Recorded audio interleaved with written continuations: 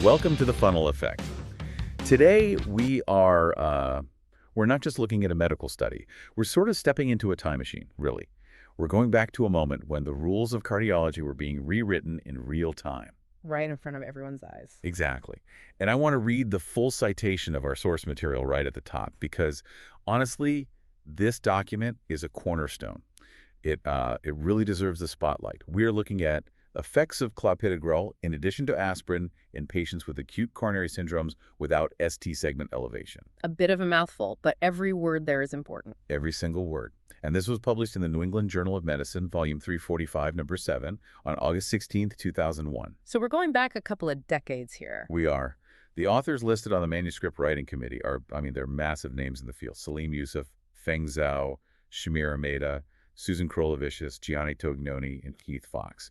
But as we're about to dig into, you'll see it goes way, way beyond just them. Oh, absolutely. This is the work of the CURE trial investigators. Right. And we are talking about a massive collaboration, 482 centers across 28 countries. It's really a logistical behemoth. When you see a list of authors that long and a center count that's, nearing 500, you aren't dealing with a small exploratory analysis. This isn't a pilot study. No, not at all. This is a definitive statement. This is the kind of study that's designed to end arguments and really to start new standards of care. So let's set the scene for you listening. What is the mission of this deep dive? Right.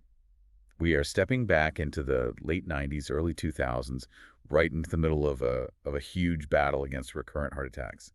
We have this enormous problem, and this paper proposes a solution that, well, it seems simple in hindsight. It always does. But it was actually quite a gamble at the time. Right. And to understand the mission, you have to understand the enemy. The medical context here is acute coronary syndromes, or ACS. Now, that's kind of an umbrella term, but specifically in this paper, we are looking at patients who don't have ST segment elevation. Okay, let's pause there and clarify that for everyone. When we say acute coronary syndrome, what is actually happening inside the chest? What's the physics of the problem? Okay, so imagine a pipe, your coronary artery. This pipe supplies fuel, so oxygenated blood to the engine, which is your heart muscle. Simple enough. Over decades, rust and, gunk builds up on the inside walls of that pipe. That's plaque, atherosclerosis. In ACS, that plaque essentially cracks. It ruptures or it erodes. Like a crack in a dam. That's a perfect analogy. And the body, trying to be helpful, rushes to seal that crack. It sends platelets. These are little blood cells that act like, flying bricks to the site. They clump together to patch the hole. Okay, so the body's repair crew. Exactly. The problem is they do their job too well. They form a clot that blocks the flow of blood through that pipe. So the repair crew actually blocks the tunnel. Precisely. And that blockage cuts off oxygen to the heart muscle. That is the syndrome. Now, specifically, we're talking about patients where the blockage isn't 100% total. And sudden, that would be the classic ST elevation heart attack or a STEMI. Right. Here, the flow is severely restricted, or maybe the clot is sort of flickering open and closed. It's unstable. So not the classic massive heart attack where the line on the monitor goes up like a tombstone, but something equally dangerous. Dangerous is exactly the right word. In some ways, it's actually more insidious. These patients are at an incredibly high risk of that clot growing or breaking off or completely shutting down the vessel in the next few hours or days. The whole mission of treatment is to stop those platelets from piling up. Okay, so at the time this study was designed, let's say 1998, 1999, what tools did a doctor have in the toolbox? If I walked into an ER with this kind of chest pain, what would they give me? You would get aspirin. Aspirin was the bedrock, the absolute foundation of treatment. And how does aspirin actually work in this context? I mean, I know it treats headaches, but why is it used for a blood clot? It's all about signaling. Platelets need a signal to tell them to activate and stick together. Aspirin blocks the production of something called thromboxane A2. Thromboxane? Right. Thromboxane is like a chemical shout that says, hey, everyone, pile on here, form a clot. Aspirin essentially muffles that shout. Okay, so we mute the signal. We mute one signal, and that's the catch. We also had heparin, which works on a different part of the clotting system, sort of the protein mesh that holds the platelets together. And these treatments were good. Don't get me wrong, they absolutely reduced the risk of death and myocardial infarction. But, and this is the crux of the problem, the risk remained, as the source puts it, substantial. That's the scary part, isn't it? You're on the standard treatment, you're taking your aspirin, you're getting heparin, but you're not safe. You are not safe. People were still having recurrent heart attacks, right? They're in the hospital. They were still dying. The platelets were, they were finding ways to bypass the aspirin blockade. They found another way to communicate with each other. Exactly. Biology is redundant. It's built that way. If you block the front door, the platelets will find the side door. And that brings us to the hypothesis of the CORE trial. The researchers asked a very, very logical question. Which was? If aspirin blocks the thromboxane pathway, what if we add a second drug that blocks a completely different pathway? Enter Clopidogrel. Enter Clopidogrel. It's a drug in a class called thienopyridines. It doesn't care about thromboxane at all. It targets a receptor on the platelet called P2Y12. This receptor listens for a different chemical, a chemical called adenosine diphosphate, or ADP. So aspirin blocks the thromboxane shout, and clopidogrel blocks the ADP shout. That's it. Aspirin blocks the left punch. Clopidogrel blocks the right punch. The theory was that by hitting the platelet from two angles at the same time, you would paralyze its ability to form these dangerous clots much more effectively than either drug could do on its own. It sounds so intuitive. I mean, two goalies are better than one. Mm. But in medicine, intuitive doesn't always mean works. Sometimes mixing drugs just leads to toxicity or unexpected problems. Or just catastrophic bleeding. Remember, these drugs stop clotting. If you stop clotting too well, you bleed to death. The question wasn't just, is it stronger? The question was, does 1 + 1 equal survival? Or does it just equal a hemorrhage? That was the billion-dollar question. Okay, let's unpack this. Because this isn't just about tossing two pills in a cup and seeing what happens. To prove this, you need a massive, massive sample size. And the way they designed this trial, the architecture of it, it's just staggering. It had to be. To prove something this subtle, an incremental benefit on top of an already good treatment, you need scale. This wasn't a small lab test with 20 people. This was a randomized, double-blind, placebo-controlled trial. The gold standard. It's the absolute gold standard for a reason. And the numbers just back that up. We mentioned the 28 countries, but let's talk about the patient count for a second. 12,562 patients. That is the population of a small town. I mean, just try to imagine taking an entire town, every man, woman, and child, and tracking their medical outcomes for a full year. That's the scale we're talking about. And the logistics of that. The logistics are mind-boggling. Managing data for that many people, ensuring the protocols are followed in 28 different countries with different languages and healthcare systems, it is a monumental achievement in coordination. And they were recruited over a specific period, right? From December 1998 to September 2000. Why does that specific window of time matter so much? It matters because it captures a very specific era of medical practice. You know, stents were becoming common, but drug-eluting stents weren't dominant yet. The medications we use today, like high-intensity statins, were around, but maybe not as aggressively dosed. So it sets the baseline. It sets the baseline. If you ran this exact same trial today, the background noise would be different. The standard of care has evolved. So this snapshot in time is crucial for context. I want to talk about the patient persona here. Who exactly are these 12,000 people? Because if you're listening to this, you want to know if this study applies to you or your family members. For sure. The inclusion criteria were designed to catch people in the act of having a cardiac event. These were patients hospitalized within 24 hours of their symptom onset. So they have chest pain, they come to the ER, Yeah. and they get admitted. It's happening right now. It's happening right now. And there was a specific exclusion we mentioned. Right. They must not have ST segment elevation. We touched on this, but let's just nail it down. Why exclude those people? If the drug stops clots, and a STEMI is a big clot, why not throw it at them too? Because the treatment for ST elevation MI at that time was radically different. Those patients were getting thrombolytics, literally clot-busting acid that dissolves clots instantly, or they were being rushed immediately to the cath lab for angioplasty. So a different playbook. A completely different playbook. The biology is slightly different. The urgency is different. This trial wanted to focus on the unstable angina and non-Q of MI crowd, the people who are unstable but not, actively crashing at that exact second. Got it. It's a different patient population with a different risk profile. But here's where it gets really interesting, for me at least, regarding the trial design. I was reading the methods section, and they actually tweaked the rules while the plane was flying. They did. And that's always a controversial moment in any clinical trial. It seems so risky, doesn't it? Changing the rules in the middle of a game, it feels like you might be trying to, force a win. It can be if it's done poorly, but in this case, it was just smart science. Here's what happened. Initially, they allowed patients over 60 years old to join the study, even if they just had a history of coronary artery disease, provided they had chest pain. So they didn't need any new changes on their EKG or anything? Not strictly, no. They didn't require new ECG changes or enzyme bumps for that older age group. So they were letting in people who were maybe just having a bad day, but not necessarily a full-blown heart attack. Exactly. They were, in aggregate, lower risk. And after they recruited the first 3,000 patients, the steering committee looked at the data still blinded, so they didn't know who was on which drug, and they realized the event rates were too low.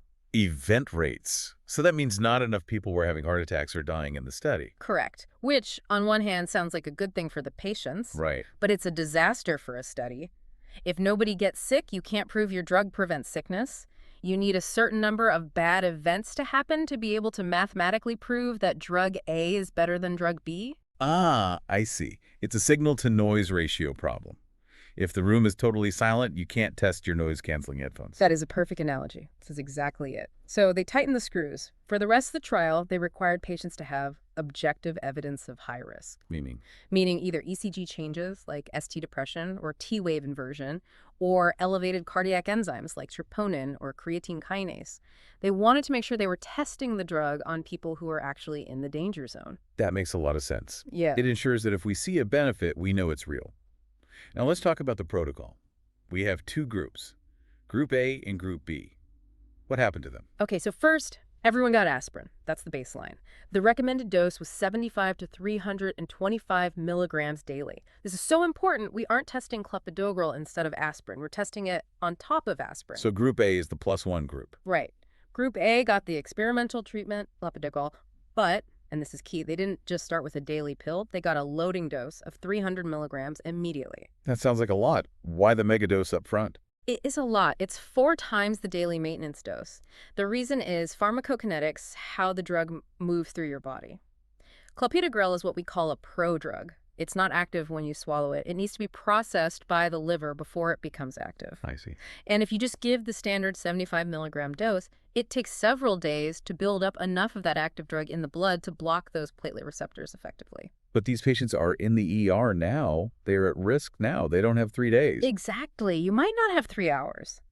The 300 milligram loading dose is designed to swamp the system, to saturate the receptors immediately, and to get the drug working now. It's a jump start. It's a jump start, exactly. So after that 300 milligram bolus, they took 75 milligrams once a day. And Group B, they got a matching placebo. And how long were they on this regimen? This wasn't just a take it while you're in the hospital kind of thing, right? No, and that's another crucial distinction of this trial.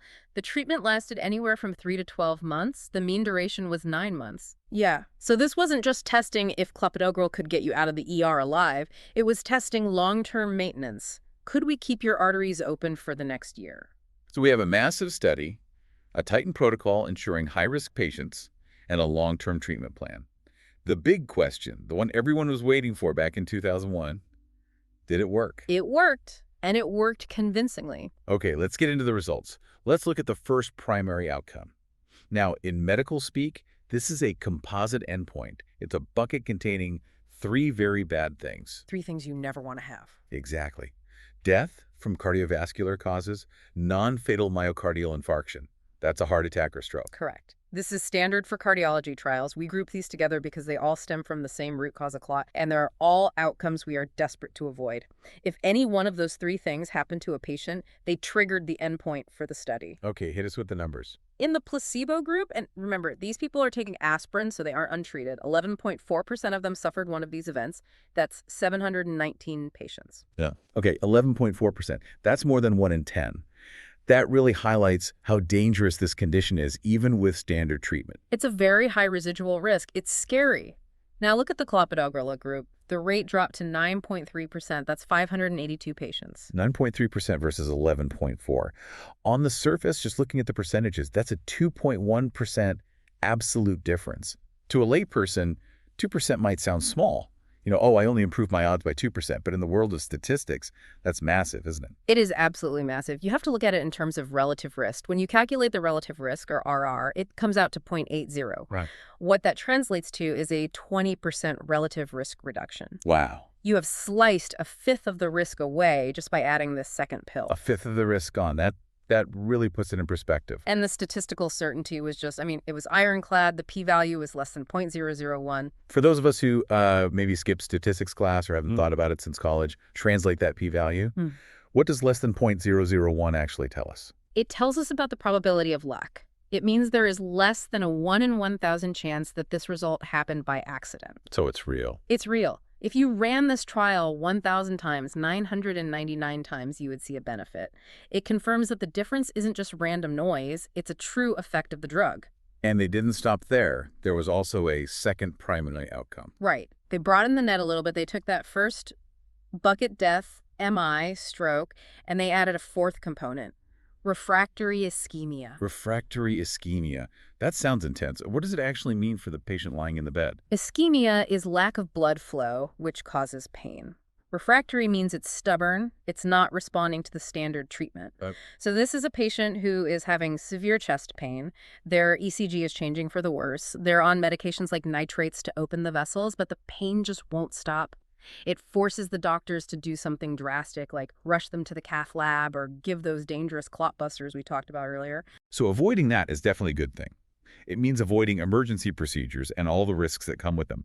What did the data show when you added that into the mix? The benefit held up perfectly. In the placebo group, 18.8% had an event from this bigger bucket. In the Clopidogrel group, it was 16.5%. Still a big gap. Still a big gap. The relative risk was 0.86, and the p-value was, again, you guessed it, less than 0.001. I'm looking at figures 1 and 2 in the source material right now. Yeah. These are the cumulative hazard rates curves. If this were a podcast where we could show images, I'd put this on a billboard. But since we can't, describe for us what we're seeing. Imagine a graph that's tracking bad things happening over the course of a year. You have two lines, one for the Clopidogrel group and one for the placebo group. Both start at 0 on the bottom left. As time goes on, the lines go up as people have heart attacks or strokes. Okay. What you see is that the top line, the placebo line, climbs faster and higher than the bottom line, the Clopidogrel line. The gap between them is the benefit of the drug. And crucially, when do they separate? Do they stay together for 6 months and then split apart? That's the most exciting part of this graph. They don't wait at all. The curves begin to separate almost immediately. I mean, you can see a visible difference within the first day. The paper says significant differences were seen within the first 24 hours. And that has to go back to that loading dose you mentioned. It's all about the loading dose. Exactly. If they hadn't given that 300 milligram bolus at the start, if they had just started with the small daily dose, those lines might have hugged each other for a week before you saw any separation. But because they hit the system hard and fast, the protection started immediately. So by day 30. By day 30, the relative risk was already down to 0.79. A huge chunk of the benefit happened right up front. And it didn't wear off over time. No. From day 30 to the end of the study, the lines stayed parallel, with Clopidogrel staying lower. This tells us two critical things. One, the drug works fast for the acute crisis. And two, it works long-term to prevent recurrence. So it's not just a quick fix, and it's not just a slow burn. It's both. Fast onset, sustained duration. That is the holy grail of acute treatment. That's what you're always looking for. But we have to be skeptical. A composite outcome is great. It gives you big numbers and statistical power. But sometimes it can hide things, like maybe it prevents some chest pain but doesn't actually stop people from dying. We need to break down the components. That is a critical part of analyzing any trial. You absolutely have to look under the hood. You can't just buy the car because the paint looks good. So let's look at table 2 in the paper. What stands out to you in that table? Which specific bad event was prevented the most? Without a doubt, the heavy lifting was done by preventing myocardial infarction, heart attacks. That's the big one. That's the big one. In the placebo group, 6.7% of patients had a heart attack during the trial. In the Clopidogrel group, only 5.2%. That is a huge drop. That's a 1.5% absolute reduction just in heart attacks alone. It is. That's where the bulk of the statistical power really came from. Now, if we look at stroke, there was a trend toward benefit 1.2% versus 1.4%, but the numbers were smaller, so it wasn't the headline driver. And what about death? Same thing with death from cardiovascular causes, 5.1% in the Clopidogrel group versus 5.5% in the placebo group. So fewer people died, which is good, but the difference wasn't statistically significant on its own. Correct. The p-values for death alone didn't cross that magic 0.05 threshold. But we have to apply some common sense here, right? Of course. Preventing a heart attack often prevents death down the road. And preventing a heart attack certainly prevents heart failure. You are preserving the heart muscle, the pump. Speaking of heart failure, that brings us to the in-hospital complications. Because it's not just about those big three outcomes, it's also about what happens while the patient is lying in that hospital bed for the first week or so. Absolutely. The study tracked this meticulously. They looked at severe ischemia, heart failure, and the need for revascularization. Let's take heart failure. The source says this was reduced significantly, 3.7% versus 4.4%. And this is a really important connection to make for you, the listener. Why would an antiplatelet drug prevent heart failure? It seems like two different things. Right, one's a plumbing problem, one's a pump problem. But they're connected. It's simple physics. Heart failure often happens because the heart muscle has been damaged by lack of oxygen by ischemia from a blocked artery. If you reduce the ischemia, you save the muscle. If you save the muscle, the pump stays strong. It connects the dots. Less damage to the engine means the car keeps running better down the road. Precisely. They also saw a significant reduction in severe ischemia in the hospital, 2.8% versus 3.8%.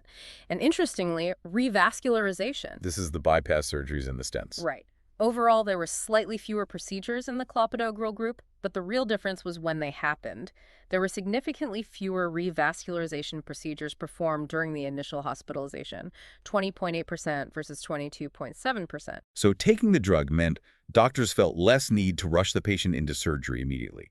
It what? It cooled things down? It stabilized the plaque, it calmed the storm, it allowed doctors to breathe, maybe treat the patient medically for a few days, or plan a procedure for a later, safer date rather than doing emergency plumbing at 3 a.m. This all sounds miraculous. I mean, a 20% risk reduction, fewer heart attacks, less heart failure, an immediate effect. Yeah. But, and there is always a but in medicine, Uh-huh. there is no such thing as a free lunch. No free lunch, ever. If you thin the blood to prevent clots, you are going to cause bleeding. It is the fundamental trade-off of hematology. You are walking a tightrope between clotting too much on one side and bleeding too much on the other. So let's look at section 4, the safety profile, the cost of business. The source is very, very transparent about this. Clopidogrel increased the risk of bleeding. There's no ambiguity, no trying to hide it. We need to define terms, though. When people hear bleeding, they might think of a paper cut or a bloody nose. What counts as bleeding in a study of this magnitude? That's a great question. The CRRE trial had very specific definitions. They were looking for major bleeding. This wasn't just, some bruising. The study defined this as bleeding that was substantially disabling, intraocular bleeding that caused vision loss, or, and this is the most common metric bleeding, that required the transfusion of at least 2 units of blood. Okay, so needing a blood transfusion is serious. You don't give a transfusion for a nosebleed. What were the numbers? In the clopidogrel group, the rate of major bleeding was 3.7%. In the placebo group, and remember, they are on aspirin, so they bleed too, it was 2.7%. So a 1% absolute increase. Right. The relative risk was 1.38. That is a statistically significant increase with a p-value of 0.001. The clopidogrel group definitely bled more. How do we put that into perspective for someone? The discussion section breaks it down beautifully. For every 1,000 patients you treat with clopidogrel instead of just aspirin, about 6 extra patients will require a blood transfusion. 6 out of 1,000, that's the cost. That is the cost, but we have to ask, is that cost worth it?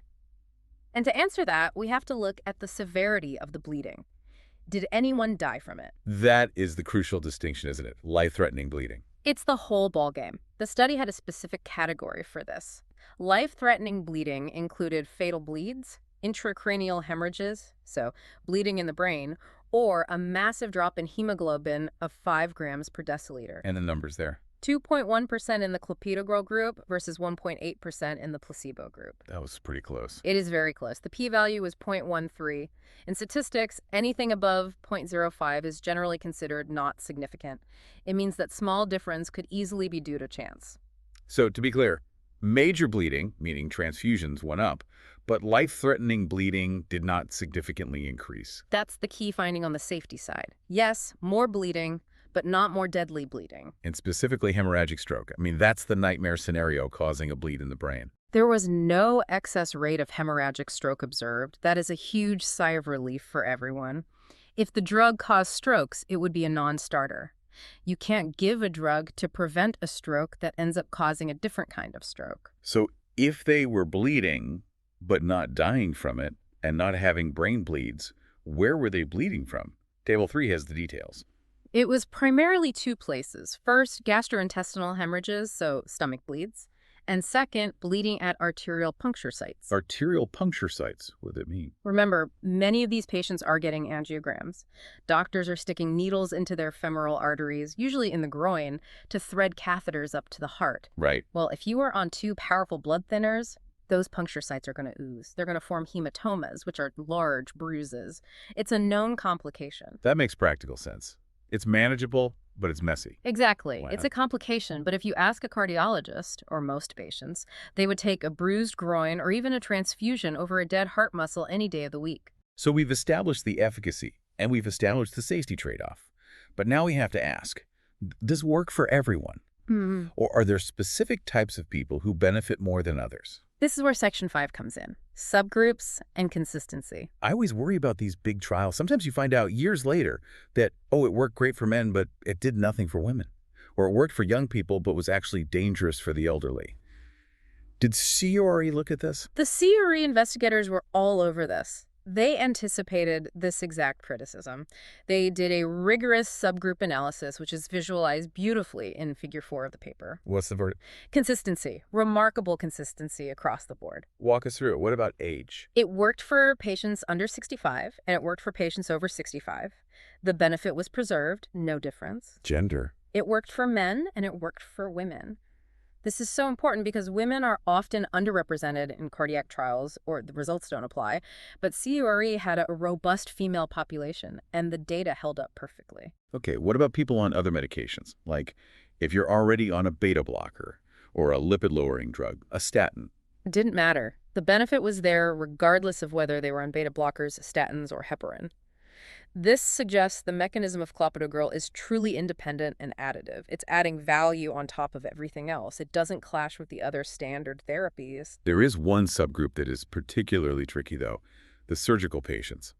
Ah, yes. The CIBG patients, coronary artery bypass grafting. Right. This is the scenario that keeps surgeons awake at night.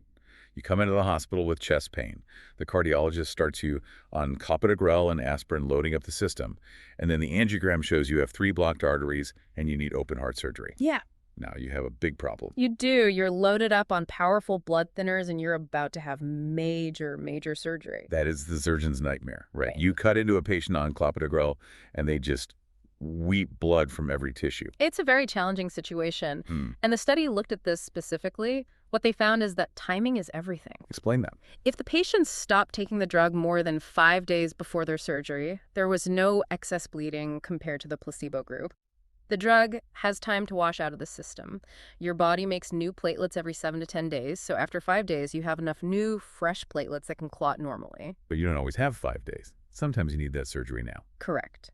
And in those patients, the ones who stopped within 5 days of surgery, there was a trend toward more bleeding. 9.6% in the Clopidogrel group versus 6.3% in the placebo group. That sounds pretty significant. The p-value was 0.06, so it's borderline significant. It strongly suggests there's a real risk there. But here is the takeaway that the paper emphasizes. Even with that risk, the overall benefit of the drug generally outweighs the downside. How so? Because fewer of these patients had MIs before they could even get to surgery. But it does mean that if a patient is scheduled for elective bypass, you absolutely want to hold that Clopidogrel for a few days first. So it adds a layer of strategy to the treatment. You can't just set it and forget it if surgery's on the table. Exactly. It requires communication between the cardiologist and the surgeon. The cardiologist wants to prevent the heart attack today. The surgeon wants to prevent the hemorrhage tomorrow.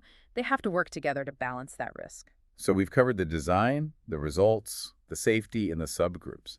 Now I want to zoom out. I want to talk about what this all means in the grand scheme of things. Section 6, conclusions and implications. If we synthesize the discussion section of the paper, the final verdict is crystal clear. Clopidogrel plus aspirin reduces the risk of MI, stroke, and cardiovascular death in patients with acute coronary syndromes without ST elevation. Full stop. And it does so additively. Yes, that's so important. It's not replacing aspirin, it's a force multiplier for aspirin. And the key points to remember are it starts fast within hours and it lasts long for months. And we address the downside one last time.